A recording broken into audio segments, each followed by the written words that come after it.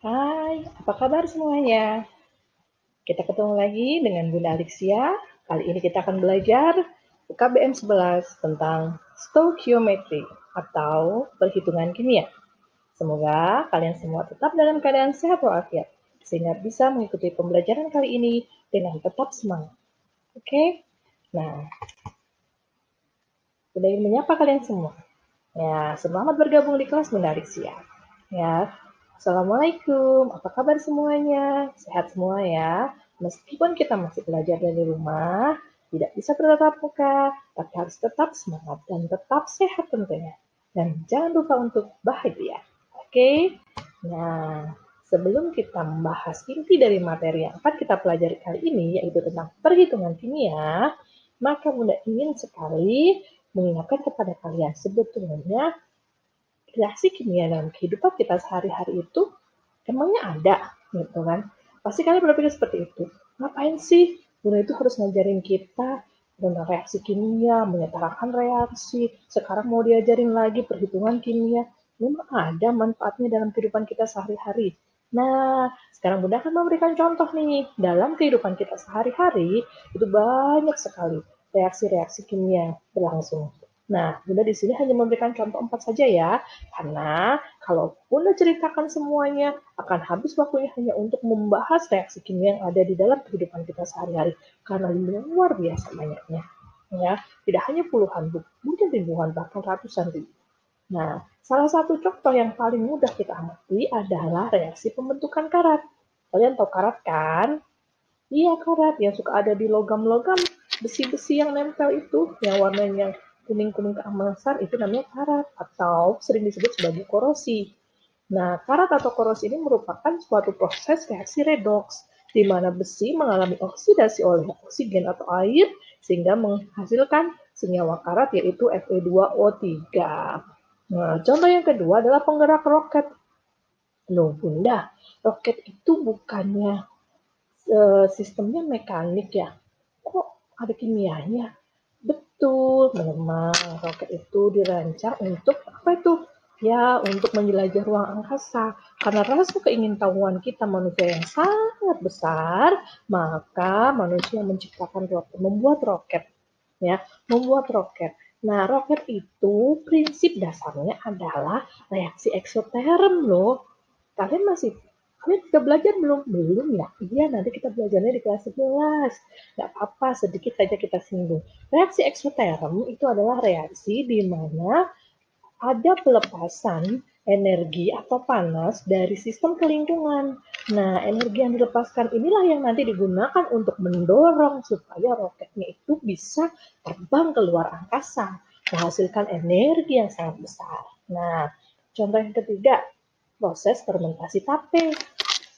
Ada yang tidak suka tape?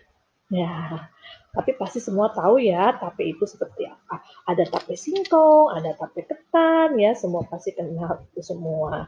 Nah, tape singkong atau tape ketan ini dibuat melalui suatu proses fermentasi. Nah, proses fermentasi itu adalah proses anaerob yang di dalamnya tidak ada oksigen. Nah, di dalam proses fermentasi itu terjadi perubahan karbohidrat sederhana yaitu glukosa dirubah menjadi etanol dan karbon dioksida. Ya, makanya kalau kita makan tape kan ada sedikit rasa-rasa alkohol ya.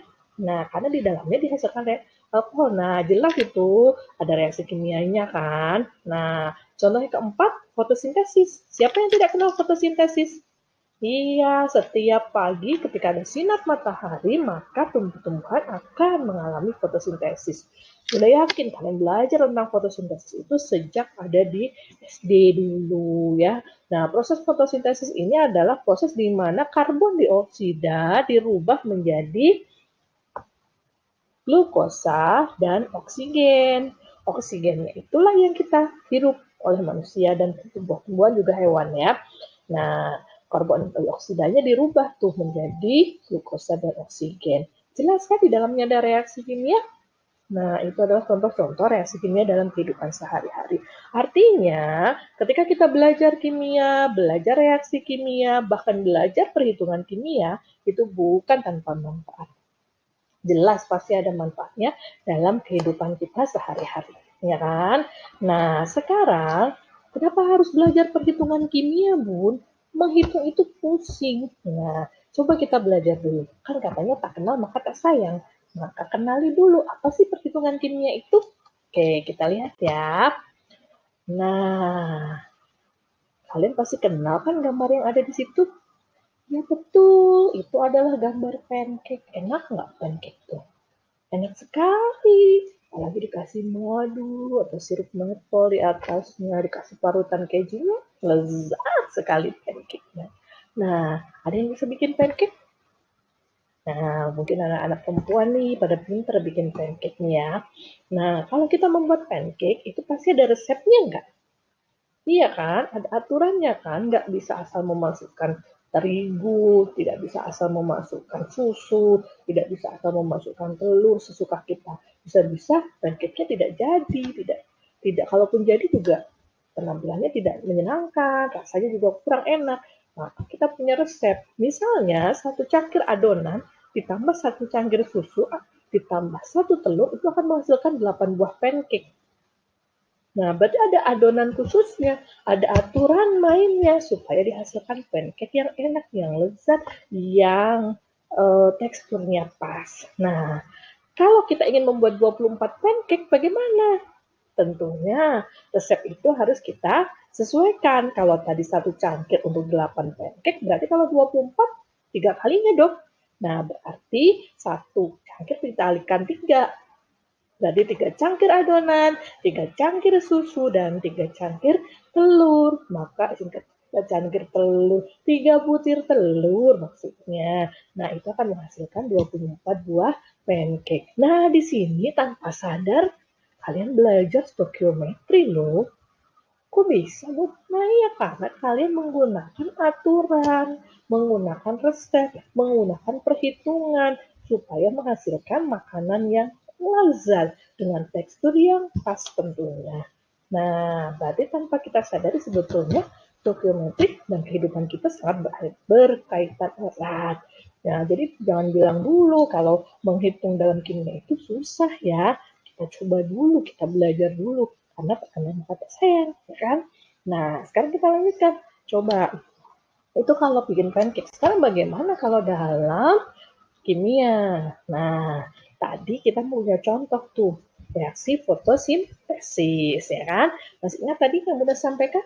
Reaksi fotosintesis itu adalah reaksi perubahan karbon dioksida dengan bantuan air dan sinar matahari menghasilkan glukosa atau karbohidrat dan oksigen. Nah, kebetulan reaksi itu sudah disetarakan tuh. Di situ kita lihat ada 6 CO2 ditambah 6 H2O menghasilkan C6H12O6 plus O2. Masih ingat penyetaraan reaksi kimia? Masih dong. Nah, kalau kita baca ini, 6 mol karbon dioksida kalau bereaksi dengan 6 mol H2O atau air dibantu dengan sinar matahari akan menghasilkan 1 mol gula atau glukosa, dan 6 mol oksigen. Nah, bagaimana kalau karbon dioksidanya ada 12 mol? Apakah yang lain tetap 6 mol, 1 mol, dan 6 mol? Betul, tentunya tidak. Pastinya ini akan disesuaikan dengan jumlah mol karbon dioksidanya yang digunakan. Kalau karbon dioksidanya menjadi 12 mol, maka tentunya airnya juga akan berubah, tidak 6 mol lagi, tapi juga menjadi 2 kalinya, yaitu 12 mol. Dari mana kok bisa? Kita lihat, ini awalnya 6 mol, menjadi 12 mol, berarti 2 kali lipatnya. Maka semua koefisien di sini kita kalikan 2, berarti menjadi 12 mol H2O dan 2 mol glukosa serta menghasilkan 12 mol oksigen. Jadi semakin banyak karbon dioksidanya, maka semakin banyak juga produknya dihasilkan. Nah, itulah perhitungan kimia. Kita menggunakan perbandingan mol dengan perbandingan koefisien dengan syarat reaksinya harus setara. Kalau yang lupa menyetarakan reaksi kimia, buka lagi UKBM 8-nya ya, supaya nanti tidak lupa. Oke. Nah, di sini Bunda sudah kasih note nih bahwa perbandingan mol itu sama dengan perbandingan koefisien. Jadi kalau koefisiennya 6, ya 6 mol dianggapnya. Ya. Nah, nanti untuk mencari mol yang ingin kita cari, ini rumusnya. Ya. Oke. Nah, sekarang bagaimana caranya kita akan menyelesaikan suatu perhitungan kimia? Kamu sudah punya bekal. Apa bekalnya? Bekalnya adalah hukum dasar kimia. Ya kan? Di sana ada hukum kekekalan massa, ada hukum perbandingan volume, ada hukum kelipatan perbandingan, ada hukum perbandingan tetap yang menyatakan bagaimana konsep mol bekerja.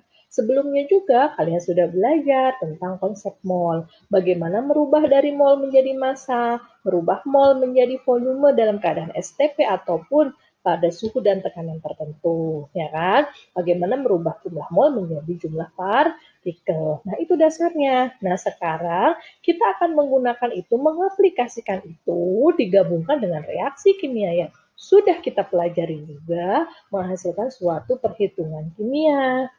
Nah, untuk bisa menyelesaikan suatu perhitungan kimia, kita bisa membuat langkah-langkah atau tahapan-tahapan.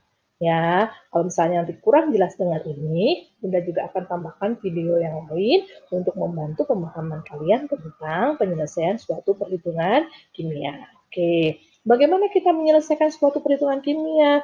Nah, yang pertama kita harus menentukan langkah-langkahnya. Untuk menentukan jumlah zat suatu reaksi atau suatu produk ya dengan diketahui salah satunya saja ya, maka langkah pertama harus menyetarakan reaksinya dulu. Setelah menyetarakan reaksi, maka kita bisa menentukan jumlah mol zat yang diketahui.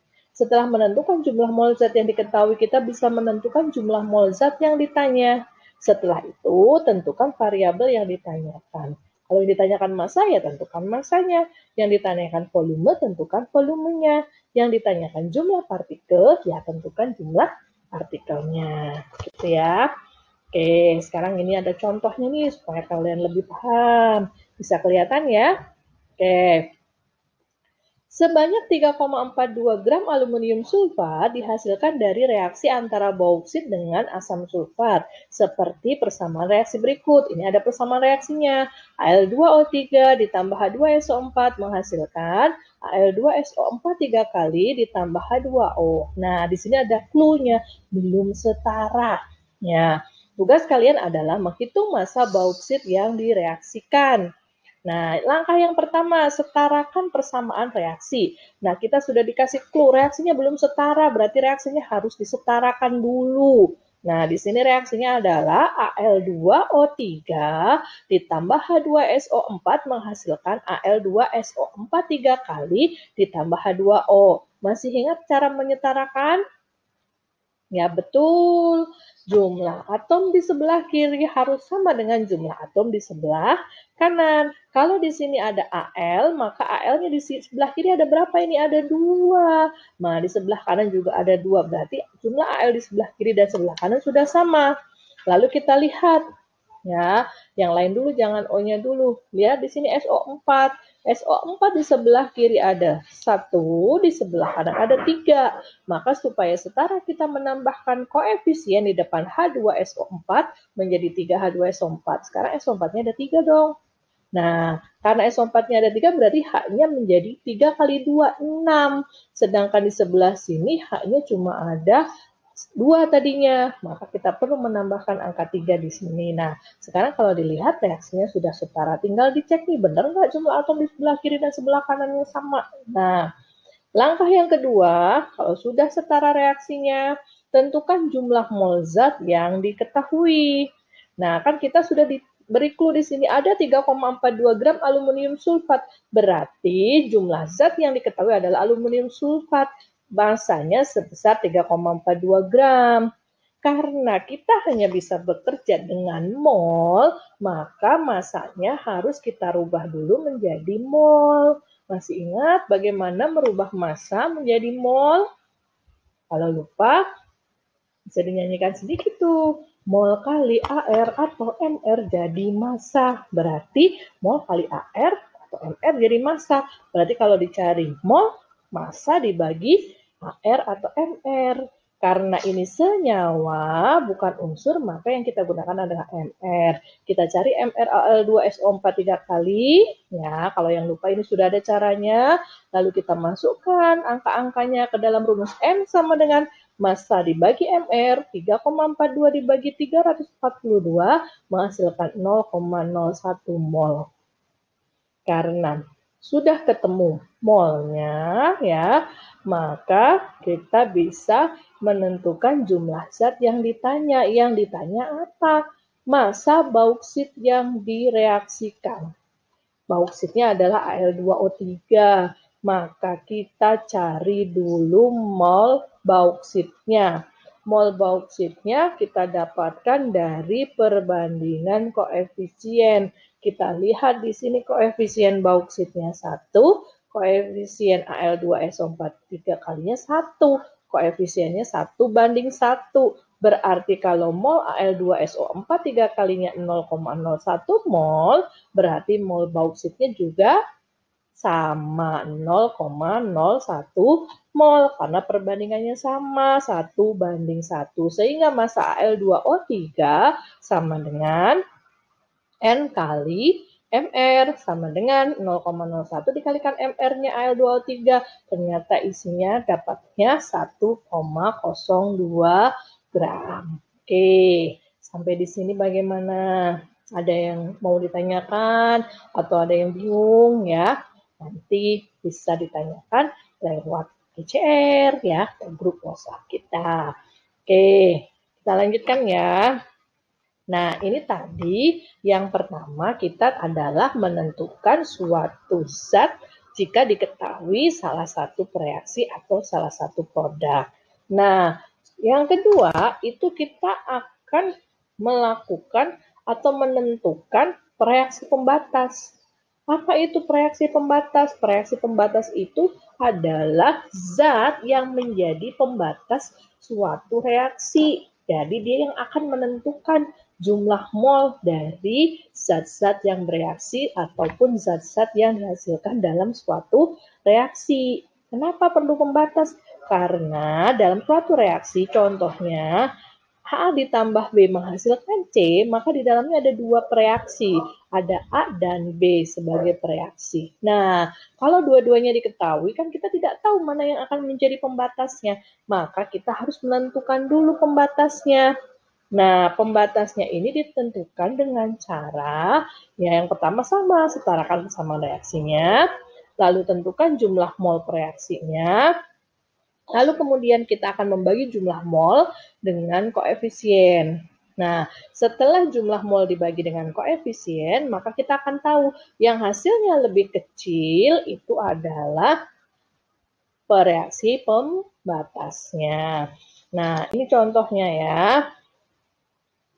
Contohnya di sini ada suatu reaksi FeOH 2 kali ditambah H3PO4 menghasilkan Fe3PO4 2 kali plus H2O.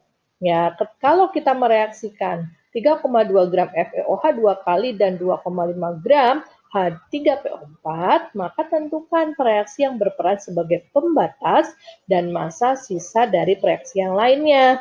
Nah, dari sini kita tahu nih, ada dua kan. Di sini kan reaktannya adalah, reaksinya adalah FeOH 2 kali dan H3PO4. Nah, dua-duanya diketahui masanya. Nah, kita belum tahu nih reaksi yang mana yang akan menjadi pembatas supaya reaksi bisa berlangsung nih. Nah, nanti juga kita bisa menentukan berapa jumlah produknya gitu ya. Nah, berarti kita harus menentukan pembatasnya. Nah, langkah yang pertama kita setarakan dulu reaksinya. Sama ya, seperti yang sudah-sudah. Nah, setelah reaksinya disetarakan, kita data nih, kita punya apa sih? Oh, kita punya molnya FeOH 3 kali, FeOH 3 kali. Sorry, FeOH 2 kali. Ya, FeOH 2 kali ini ada 3,2 gram. Nah, cari molnya. Karena kita tidak bisa bekerja dengan massa, tidak bisa bekerja dengan volume. Tapi kita hanya bisa bekerja dengan menggunakan perbandingan mol. Maka pasti kita tentukan mol dari zat-zat yang diketahui. Maka kamu harus baca, harus analisis dulu. Soalnya memberikan apa ya? Nah, Lalu kalian masukkan nih angka-angkanya ke dalam sini, seperti ini. Nah, setelah kita lakukan langkah yang kedua seperti ini, maka kita bagi molnya dengan koefisien. Karena koefisien FeOH 2 kali adalah 3 setelah disetarakan, maka kita bagi dengan 3. Nah, sama dengan H3PO4. Koefisiennya berapa ini? Koefisiennya adalah 2, maka kita bagi 2. Terlihat di sini nilai yang lebih kecil adalah milik FeOH 3 kali, FeOH 2 kali. Maka, ya, karena nilai hasil bagi dengan koefisien yang lebih kecil, FeOH 2 kali, maka FeOH 2 kali merupakan reaksi pembatas. Nah, supaya kita bisa menghitung berapa zat yang bersisa, ya, maka kita harus melakukan aksi tambahan. Kalau menentukan reaksi pembatas saja, kita hanya sampai langkah 4 ini sudah cukup, selesai. Tapi karena ada pertanyaan, siapakah yang bersisa dan berapa banyak sisanya, maka kita harus menambahkan satu langkah, yaitu meres-meres dulu. Kok meres-meres? Ya, meres-meres itu maksudnya kita harus membuat ya suatu tabel seperti ini. Kita akan mendata mula-mulanya berapa molnya, yang bereaksi berapa, sisanya berapa. Kan MRS tuh kalau disingkat jadinya meres-meres. Nah, jadi kalau kalian sudah tahu reaksi pembatas, mau melanjutkan ke pertanyaan yang selanjutnya, jangan lupa meres-meres ya. Nah, bagaimana meres-meresnya kita lihat. Nah, kita masukkan mula-mula ada FeOH 2 kalinya 0,029 mol nih. Nah, mula-mula H3PO4-nya ada 0,026 mol. Tadi pembatasnya siapa? FeOH 2 kali, maka FeOH 2 kali. Karena dia menjadi pembatas, maka akan habis bereaksi. Berarti pada tulisan reaksi, semuanya bereaksi, maka sisanya akan 0. Nah, bagaimana kita menentukan H3PO4, Fe2PO4, Fe3PO4 2 kali, H2O-nya bagaimana? Pakai perbandingan koefisien. Kalau ini koefisiennya 3, molnya 0,029 yang bereaksi. Berarti kalau 2, ya 2 per 3 kali 0,029. Dapatlah 0,02. Dan seterusnya ini ya. Nah, setelah pakai perbandingan koefisien kita dapatkan FeOH 2 kalinya tidak bersisa, H3PO4-nya ada sisanya 0,006 dan ini adalah produknya hasilnya sekian. Yang ditanyakan yang bersisa. Yang bersisa adalah H3PO4 sebanyak 0,06 mol. Tapi yang ditanyakan massa. Berarti massanya harus kita rubah jadi mol. Dari massa kita rubah jadi mol. Bagaimana caranya? Mol kali MR. Betul. Inilah hasilnya. Oke, gimana? Bisa dipahami? Semoga bisa dipahami ya. Oke, kita lanjutkan ke contoh selanjutnya. Oke. Ini adalah contoh yang selanjutnya. Ya, masih sama dengan yang tadi. Kita diminta menentukan reaksi pembatas, tapi yang dihitung adalah volume gas hidrogen yang dihasilkan pada 27 derajat Celcius 1 atmosfer. Kalau tadi kan massa ya, jadi molnya harus kita rubah jadi massa. Langkahnya sama. Yang pertama pasti setarakan persamaan reaksi. Nah, ini sudah disetarakan nih. Nanti yang masih bingung bagaimana menyetarakan, japri-japri ya. Nah, oke. Langkah yang kedua, tentukan jumlah mol zat yang diketahui. Ya, jumlah mol yang diketahuinya ini apa saja? Oh, kita diberi ada datanya Mg-nya 3 gram direaksikan dengan HCl-nya 40 gram. Berarti kita cari molnya Mg, ya kan? Massa Mg per AR, karena ini adalah unsur, bukan senyawa, dapat 0,125 mol. Kita cari massanya HCl, massa per MR, 40 per 37,5 dapat 1,067 mol. Lalu langkahnya kita lanjutkan seperti yang tadi, mol dibagi koefisien. Ternyata setelah dibagi dengan koefisien, itu mol Mg mendapatkan hasil lebih kecil daripada HCl, sehingga reaksi pembatasnya adalah Mg. Lalu jangan lupa kita meres dulu. Nah, setelah kita meres-meres, kita dapatkan ternyata ya di situ molnya dari gas hidrogen adalah 0,125. Nah, kalau kalian ingat, kita punya rumus gas ideal, betul? Nah, di rumus gas ideal tersebut, ya, kita punya P kali V sama dengan N kali R kali T. Kita tidak bisa pakai 22,4 karena bukan keadaan standar. Bukan 0 derajat Celcius 1 atmosfer, tapi 27 derajat Celcius. Nah, untuk menghitung, jangan lupa suhunya dirubah dulu menjadi Kelvin. Dari Celcius menjadi Kelvin berarti ditambah 273. 27 ditambah 273 adalah 300 Kelvin. Baru kita masukkan data-datanya ke sini. Rumus ini kita dapatkan 3,075 liter. Bagaimana? Apakah bisa dipahami penjelasannya? Semoga bisa ya. Oke. Nah, bagaimana? Apakah kalian sudah paham dengan penjelasan Bunda? Semoga sudah paham ya. Nah, untuk menambah pemahaman kalian, sudah Bunda tambahkan link video yang bisa kalian pelajari di Google Classroom kita ya. Juga ada LKPD perhitungan kimia yang harus kalian diskusikan bersama dengan anggota kelompok kalian yang lain. Jadi kalian akan bekerja secara berkelompok. Nah, nanti dari LKPD itu kalian bisa mengidentifikasi langkah-langkah untuk menyelesaikan perhitungan kimia.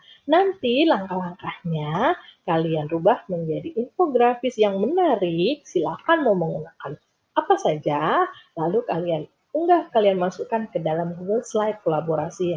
Linknya sudah Bunda berikan di Google Classroom kita juga. Oke, nah cara pengerjaannya juga jangan lupa untuk difoto dan diupload ke Google Slide supaya nanti bisa kita diskusikan bersama-sama pada pertemuan yang akan datang. Oke, selamat belajar. Terima kasih sudah menyaksikan dan mengikuti kelas kita kali ini tentang stoikiometri atau perhitungan kimia. Ya, untuk menambah pengetahuan kalian, jangan lupa kunjungi blog Bunda ya. Ada gamenya juga loh, jadi kalian bisa ngecek kalian sudah paham belum ya. Oke, terima kasih. Tetap sehat, tetap semangat, tetap bahagia. Wabillahi taufiq wal hidayah. Assalamualaikum warahmatullahi wabarakatuh.